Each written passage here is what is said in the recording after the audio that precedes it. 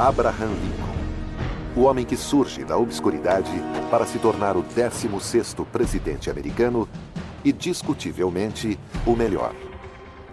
Lincoln é firmemente considerado por alguns historiadores como o maior presidente americano.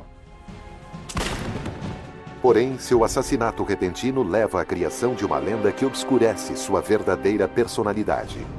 Através de profundas análises históricas, psicológicas e médicas, a personalidade de Lincoln é desnudada. E o impacto extraordinário do início de sua vida se revela quando abrimos os arquivos confidenciais sobre ele.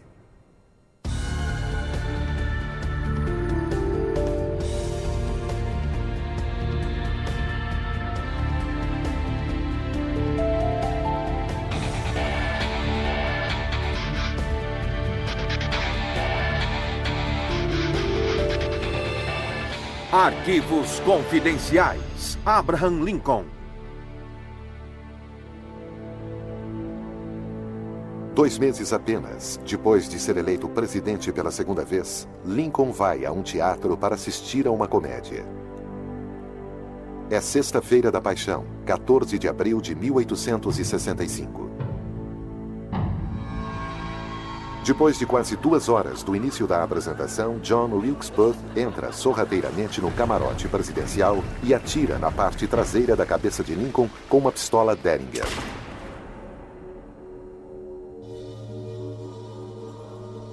Lincoln morre na manhã seguinte e se torna o primeiro presidente dos Estados Unidos a ser assassinado.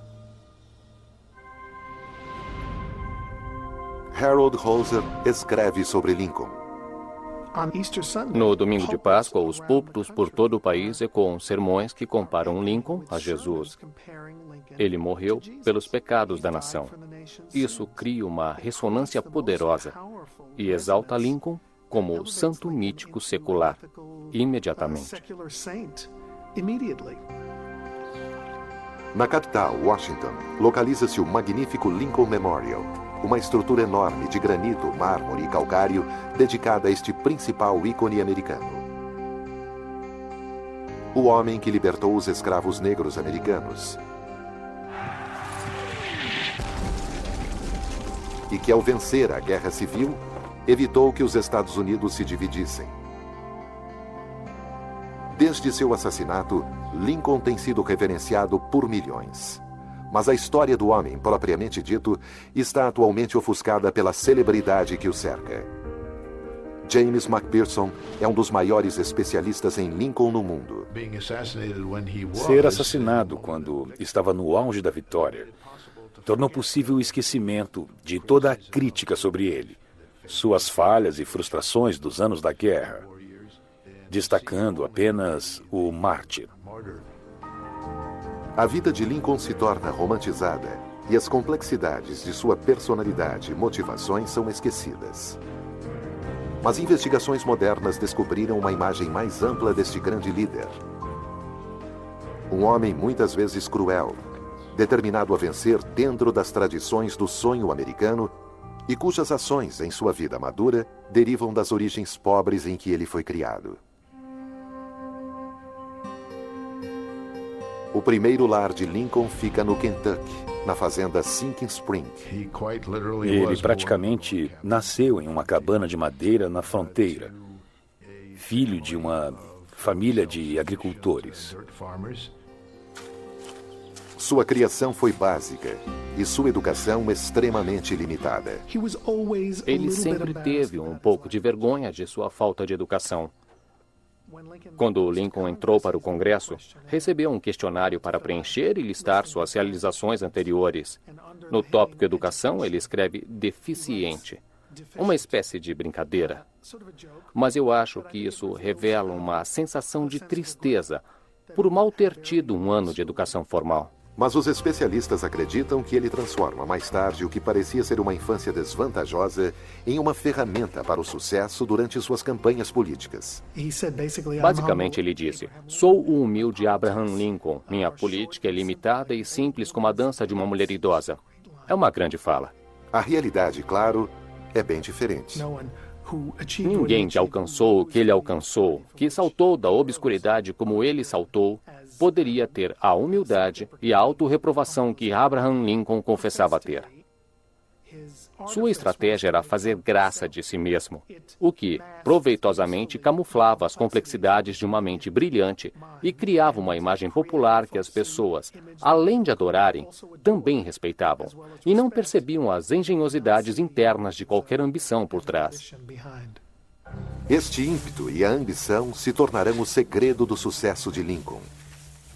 E os historiadores acreditam que isso vem do próprio background que Lincoln usa para escondê-lo. Desde bem pequeno, ele queria fazer mais do que seu pai tinha feito. Enquanto o pai dele estava satisfeito com o tipo de vida que eles tinham, Lincoln estava extremamente insatisfeito e queria sair de lá. Ele queria subir.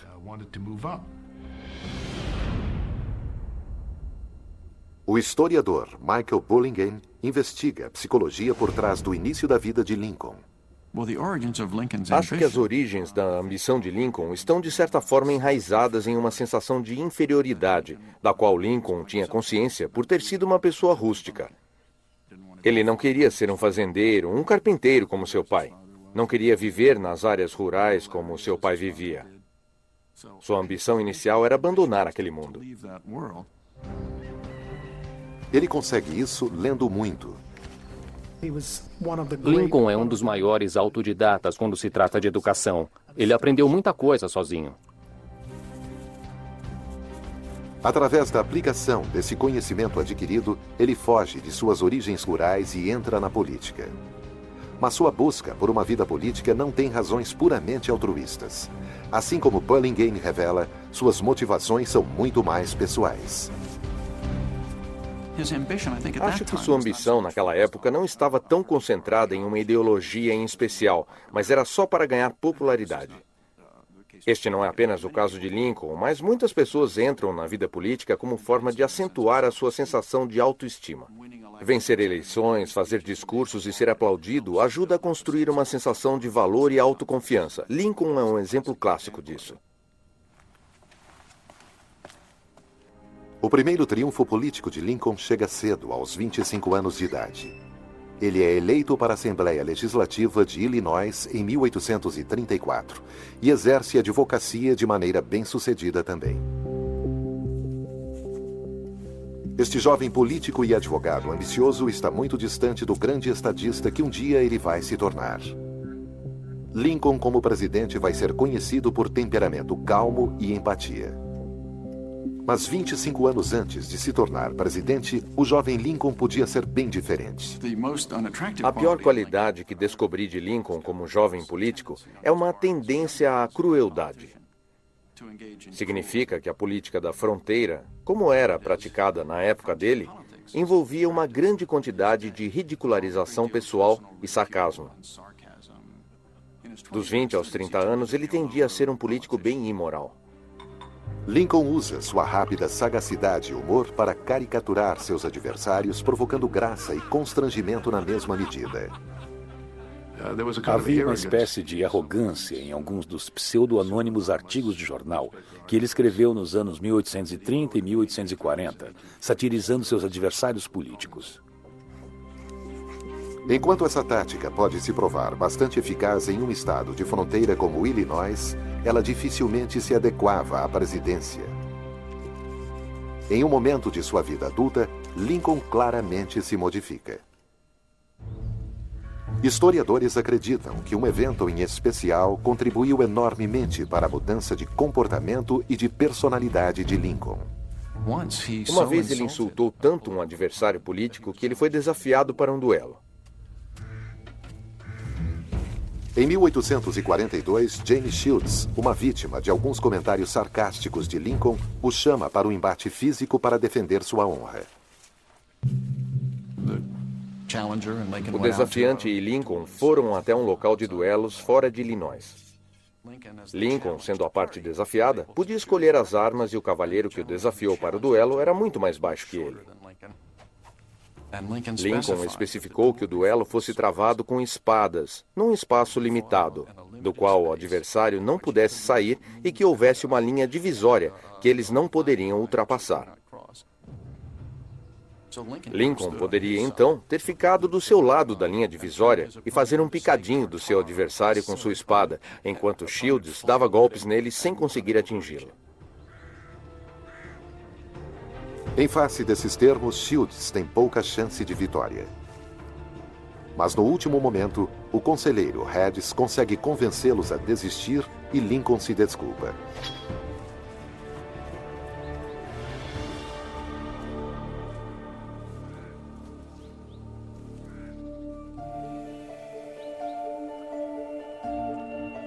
O incidente dá início a um período de grande crescimento pessoal, culminando aos 40 anos de idade com a sua retirada da política principal por 5 anos. Durante esse período, que na superfície parece ser bastante vazio de acontecimentos, por baixo da superfície, Lincoln passou por um período de enorme crescimento psicológico e se tornou um estadista de qualidade, ao invés do político picareta. Sua volta à política e as razões por trás dessa volta revelam os efeitos profundos que o início de sua vida exerce em seus pontos de vista políticos e pessoais. O que o trouxe de volta em 1854 foi o ato de Kansas, Nebraska. O Congresso dos Estados Unidos passa um ato que reconhece os novos territórios de Kansas e Nebraska. Ele também permite que os colonos dessas regiões usem escravos. O ato é polêmico, porque todos os territórios, originalmente, não deveriam ser escravagistas. Lincoln se sente forçado a voltar para a política. Os discursos que ele faz em oposição ao ato mostram o desenvolvimento pessoal dele, ocorrido desde aquele dia do duelo, mais de 10 anos antes. Neste momento, estamos na Câmara dos Deputados, na antiga capital do estado, em Springfield. O famoso discurso de Lincoln sobre a casa dividida em junho de 1858 foi feito neste mesmo salão, na tribuna bem atrás de nós. Nos parágrafos de abertura, ele disse: "Uma casa dividida contra si mesma não consegue se manter. Eu acredito que este governo não vai resistir permanentemente, meio escravagista, meio livre. Eu não espero que a União seja dissolvida, não espero que a casa caia, mas acredito que ela deixe de ficar dividida." Com discursos como estes, sua eloquência e força intelectual estimulam seu perfil político em níveis nacionais. Isso estabeleceu as credenciais de Lincoln como porta-voz poderoso da causa anti-escravagista e se tornou uma figura nacional ainda mais proeminente e o ajudou a torná-lo presidente. Esta é a declaração que estimula Lincoln à presidência e isso mostra uma mudança observada em suas motivações pessoais. Sua ambição não é só alcançar fama e aplausos, mas ajudar a fazer algo que suaviza o sofrimento dos escravos e defenda a honra do país. Através de pesquisa extensa, Burlingame descobriu algo que ele acredita ser a raiz da posição anti-escravagista de Lincoln. Em seus discursos, não enfatizava tanto os argumentos tradicionais que os abolicionistas construíram. Ao contrário, enfatizava várias vezes que é um ultraje alguém sair para trabalhar no sol quente o dia todo e outra pessoa ficar com os lucros. De novo, parece que as experiências antigas da vida de Lincoln estão formando suas ações futuras. Eu liguei isso à maneira como ele era tratado pelo pai quando era jovem, adolescente. Seu pai o cedia para os vizinhos e ele limpava terrenos, retirando tocos, cortava árvores e fazia outros serviços extenuantes nas fazendas, ganhando 25 centavos por dia. A lei ditava que os ganhos de qualquer criança abaixo de 21 anos pertenciam ao pai dessa criança. Lincoln levava o dinheiro para casa e entregava ao pai. Acho que ele se ressentiu do fato de que foi tirado da escola e forçado pelo pai a trabalhar para outras pessoas. Ele inconscientemente se identificava com os escravos e identificava seu pai com os donos de escravos. A postura anti-escravagista de Lincoln reflete o que ele também alcançou pessoalmente saindo de suas origens humildes. Lincoln disse muitas vezes que a escravatura era uma anomalia em uma sociedade que acreditava nos direitos de todos os homens de prosperar. Porque escravos eram, é claro, como Lincoln disse uma vez, fatalmente presos àquela condição pelo resto da vida. Eles não tinham esperança de prosperar. Essa forte convicção dos seus primeiros anos permaneceriam com ele por toda a sua vida. Sua campanha de oposição o levaria ao centro da política nacional. Em 6 de novembro de 1860, Lincoln tem uma vitória surpreendente e se torna o 16º presidente americano.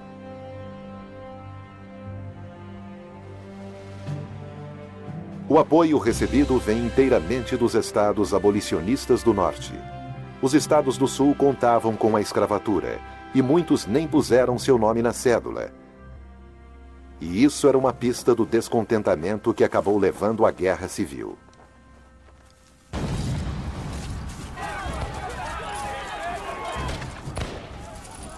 As ações de Lincoln em face desta guerra nos 5 anos seguintes colocariam-no em muitos livros de história como sendo o maior presidente americano. Mas ele só conseguiu sua condição através de extraordinária determinação e personalidade.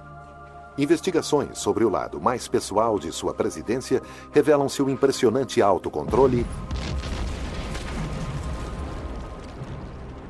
e como os desafios que ele encarava eram muito maiores do que as pessoas imaginavam. Em 1862, William, filho de Lincoln, morre aparentemente de febre tifoide. E a morte de William, seu terceiro filho, durante a Guerra de Secessão, foi especialmente difícil para Lincoln e sua esposa, porque ele era o filho preferido, aquele que era mais parecido com o pai. Foi um golpe terrível para os pais. Lincoln era um homem melancólico e que, principalmente em sua juventude, tinha sofrido de depressão e passou também por momentos de depressão enquanto presidente dos Estados Unidos. É difícil combater esse estado de saúde precário, mas provas recentes sugerem que Lincoln cuidou do problema nos primeiros estágios de sua presidência. Lincoln toma algo chamado de massa azul, um remédio forte destinado a aliviar sua melancolia. Especulou-se que isso pode ter causado um efeito em sua personalidade e seu temperamento e pode tê-lo tornado mais irascível e irritável. O Dr. Norbert Hirschhorn acredita que essa irritabilidade pode ser um indicativo de algo mais sério.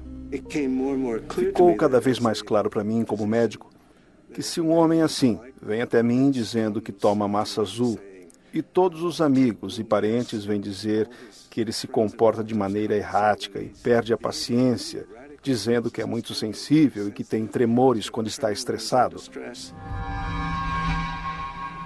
eu diria que acho que pode ser envenenamento por mercúrio. Se Lincoln estava ingerindo altos níveis de mercúrio, os efeitos colaterais seriam extremamente graves. Os resultados do Dr. Hirschhorn são inequívocos. Descobrimos que com quaisquer doses razoáveis que ele pudesse estar tomando, ele estaria absorvendo muito mercúrio. As quantidades são milhares de vezes maiores do que é hoje permitido por nossas autoridades de saúde. Quando é eleito presidente, Lincoln está lentamente se envenenando. Mas depois de 5 meses no cargo, ele parece reconhecer os efeitos colaterais e para com o remédio. O fato mais chocante sobre Lincoln enquanto presidente não é ele estar psicologicamente ferido ou debilitado por sua tendência à depressão. A coisa extraordinária é sua força psicológica que ele manifesta durante esse período. Esta capacidade de examinar, aprender, adaptar e crescer caracteriza Lincoln por toda a sua vida e o destaca por sua grandiosidade. Mas é esta capacidade que se torna o instrumento de sua ruína.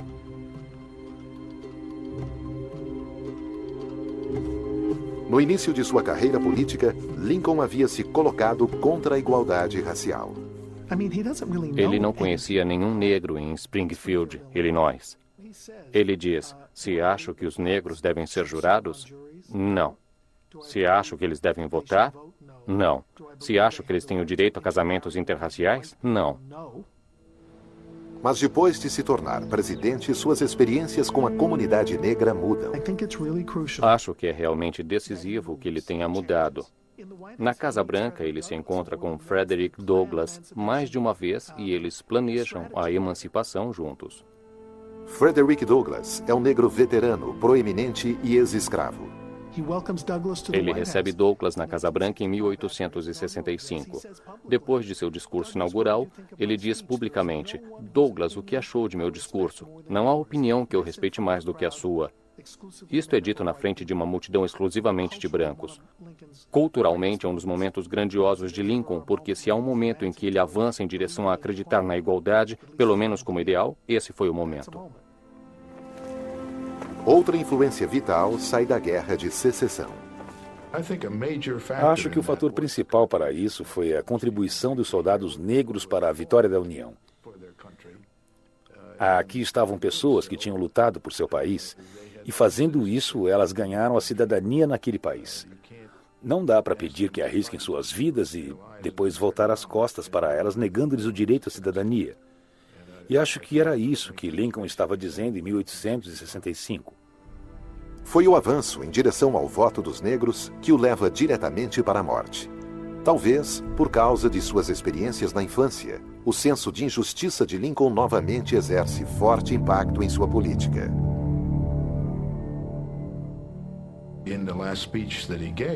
No último discurso, 3 dias antes de ser assassinado, ele publicamente se declara a favor de alguns direitos políticos para os escravos livres.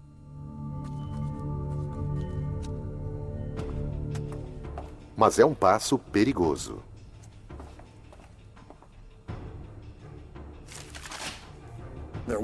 Havia um membro da plateia em 1865, no dia 11 de abril, que considerou a importância daquele discurso. O jovem ator de nome John Wilkes Booth, que ao ouvir o discurso de Lincoln apoiando o voto dos negros, pelo menos o voto limitado dos negros, virou-se para seus companheiros e disse: "Isso significa cidadania negra. Este é o último discurso que ele vai fazer. Juro por Deus que vou acabar com ele." E 3 dias depois ele atirou em Lincoln.